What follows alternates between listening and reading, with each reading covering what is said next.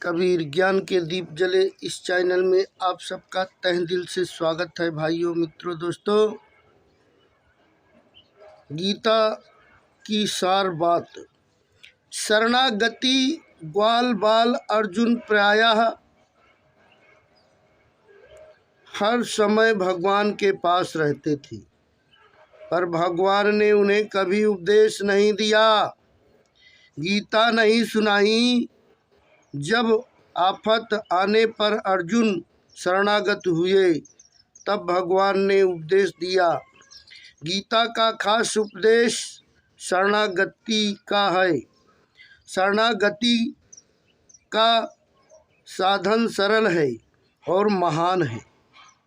सरल इतना है कि हे नाथ, मैं आपका हूँ। भगवान के शरण होने पर भक्त संसार का रहता ही नहीं।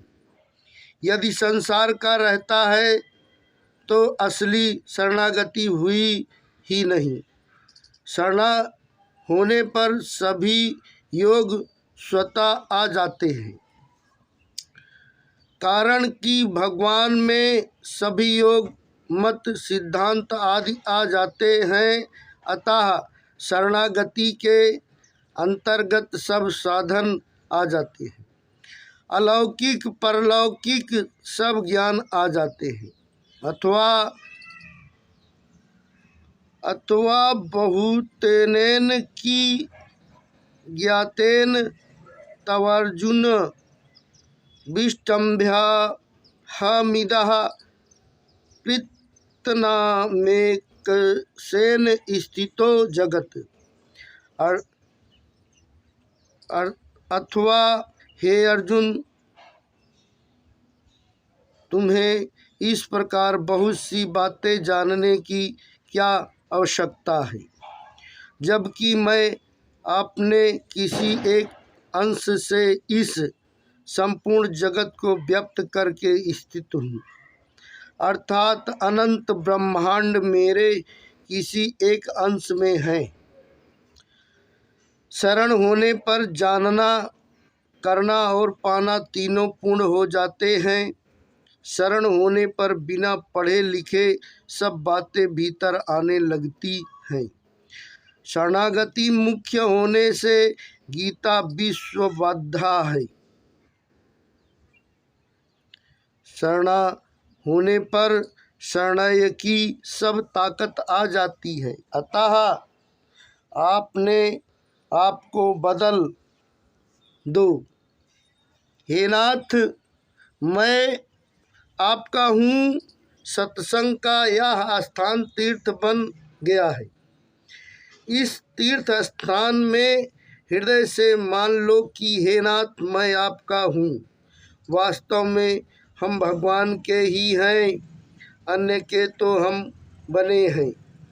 बच्चा माँ माँ करता है तो वह कोई साधन नहीं करता।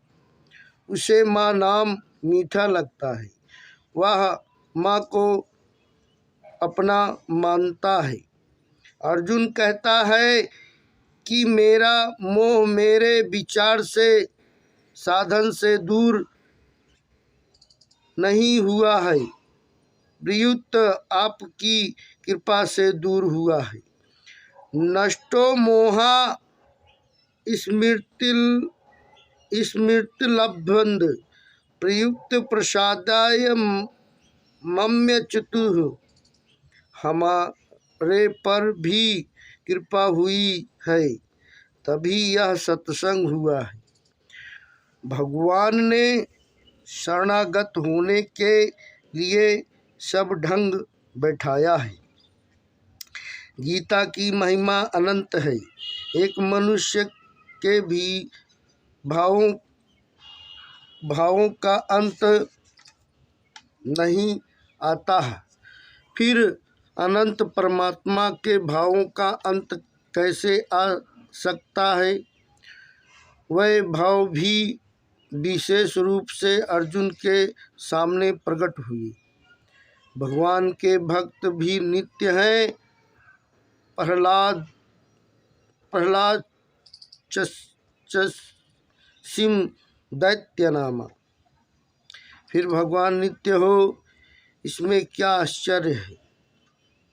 उनके भावों का अंत कैसे आ सकता है। कोई कहता है कि मैंने जल पी लिया, भोजन कर लिया, तो क्या संसार में जल भोजन नहीं रहा। ऐसे ही जब हम कहते हैं कि मैंने गीता के अर्थ को जान लिया, तो इसका तात्पर्य होता है कि हमारी बुद्धि तृप्त हो गई, हमारी भूख मिट गई। गीता के अर्थ का अनंत है। जैसे बच्चा माँ के दूध से पलता है तो वह माँ के आगे ही रोता है, ऐसे ही मैं आपके अन्न से पलता हूँ। आप अन्नदाता हैं, अतः आपकी बात आपसे नहीं कहूँगा तो किससे कहूँगा। आपको मेरी बात सुननी चाहिए। मैं बार बार कहता हूँ कि गर्भपात जैसे भयंकर पाप मत करो। आबादी तो विधर्मी लोगों की बढ़ रही है, पर परिवार नियोजन कर रहे हैं हिंदुओं का। यह कैसा न्याय है। पाप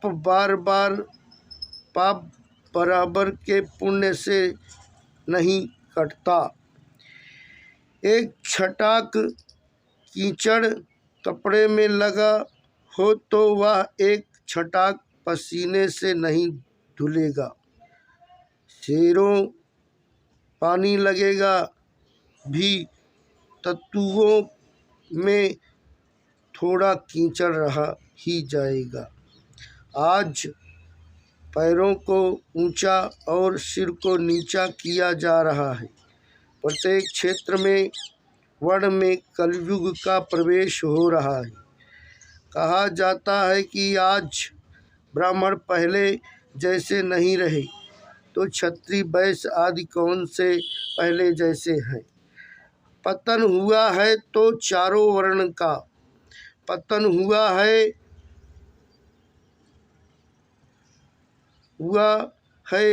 कहते हैं कि साधु अच्छे नहीं हैं, तो अच्छे अच्छे आदमी साधु हो जाओ तो साधु अच्छे हो जाएंगे।